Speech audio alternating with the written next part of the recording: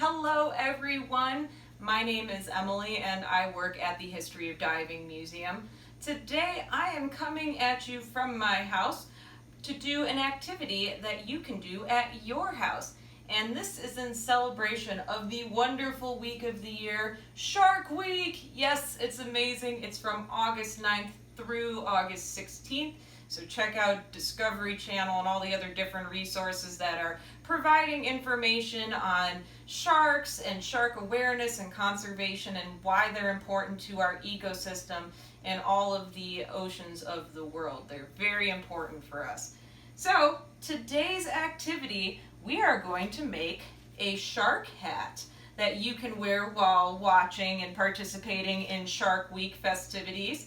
Now, I've already made one example of more of your typical pointy nose shark.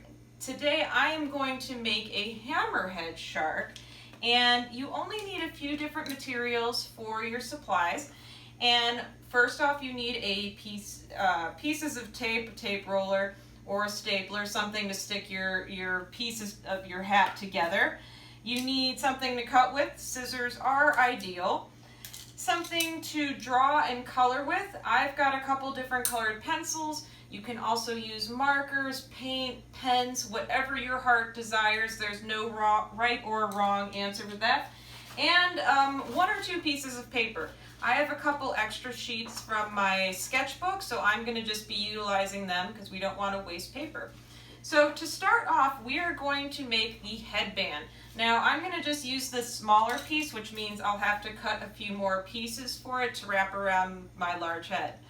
So you're going to make about 2 to 3 1.5 inch, 2 inch wide bands that we're going to end up sticking together. They don't have to be perfect. So we got one.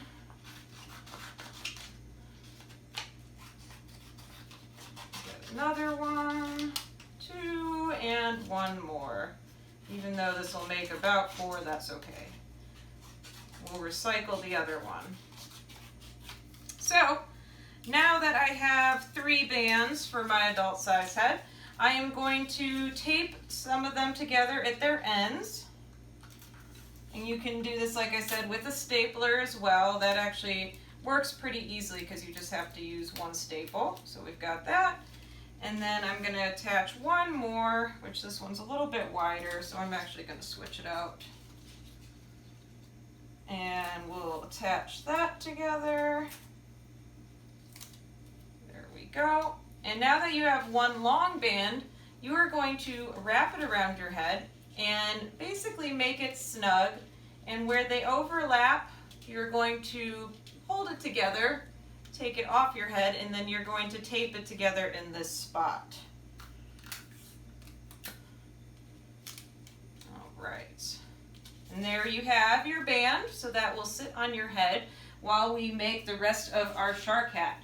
So, hammerhead sharks, which are one of the more common species that you do see in the Florida Keys, and there's actually 2 types. There is the scalloped hammerhead and the great hammerhead, which is much larger and can be over 16 feet long. You do also have the little bonnet head sharks. They're about 3 to 4 feet, and you'll find them a lot in the shallow seagrass beds, cruising along, doing their own little thing. They're basically harmless to most people if left alone. So, to make our hammerhead, I am going to keep my paper long ways because they've got such a wide face, and I'm going to kind of come in at the corners a bit and round it off, and this is going to be the top of his head. And it doesn't have to be perfect, we're just going for fun shapes here. And then we'll come back around on both sides, just like so. So that's going to be the part that sticks out. And then we're going to swoop in to get down to his body, or her body. So it almost kind of looks like a tree, a little bit there. And now we're going to give him his eyes on the side, and we won't make them completely round because since we're kind of doing this from the bottom, you wouldn't see a whole round eye. Make sure you give him his little pupil so he can see. Do that on each side. he'll kind of look a little surprised. And then you'll color in the pupil. There we are. So there you go, he's got some eyes now. Now we're going to make his face. I'm going to go with the traditional kind of upside down half circle. Kind of looks a little sad, but that's okay. Maybe actually not so much sad, he looks surprised.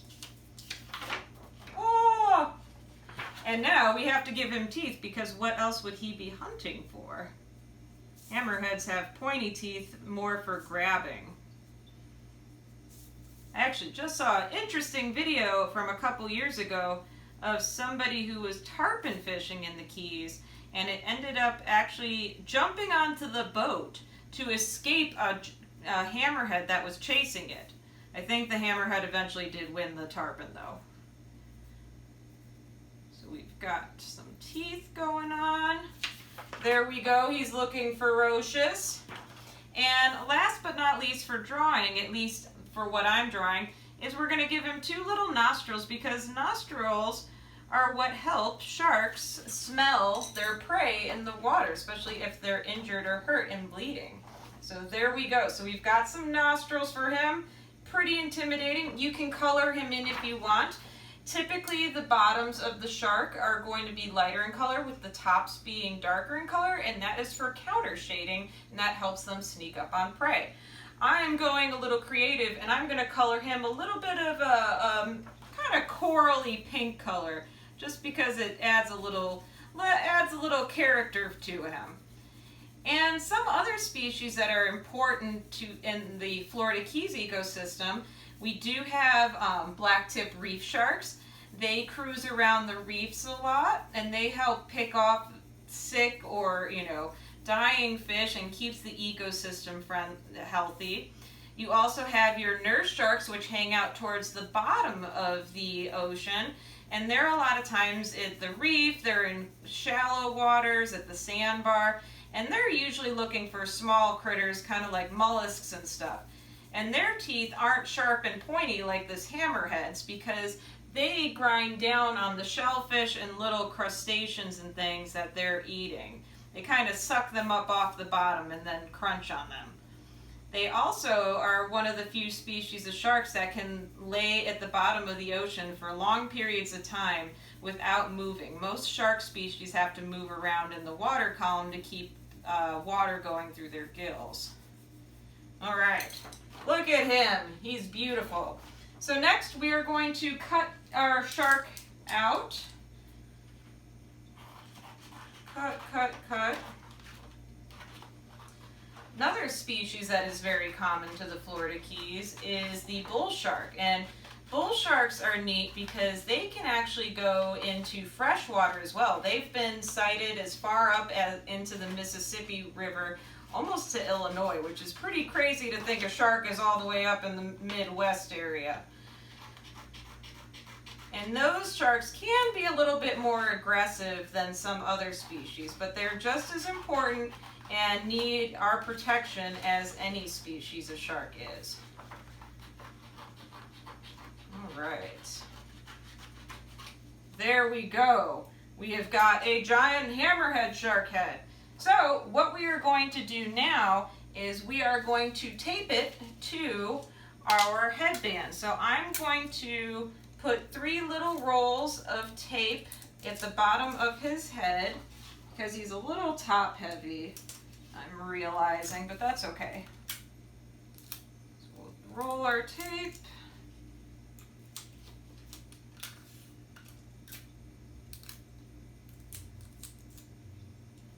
And then what I'm going to do is I'm going to attach him to my headband, and I'm going to make the bottom of the shark head match up to the bottom of the headband so it's nice and flush, or as close as I can get it to being.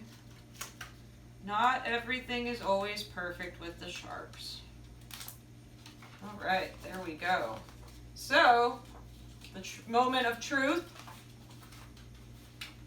All right, we've got a hammerhead shark hat Excellent. Now I can wear this while I watch the Discovery Channel and I learn about all the wonderful shark species across the globe, and especially here in our backyard of the Florida Keys.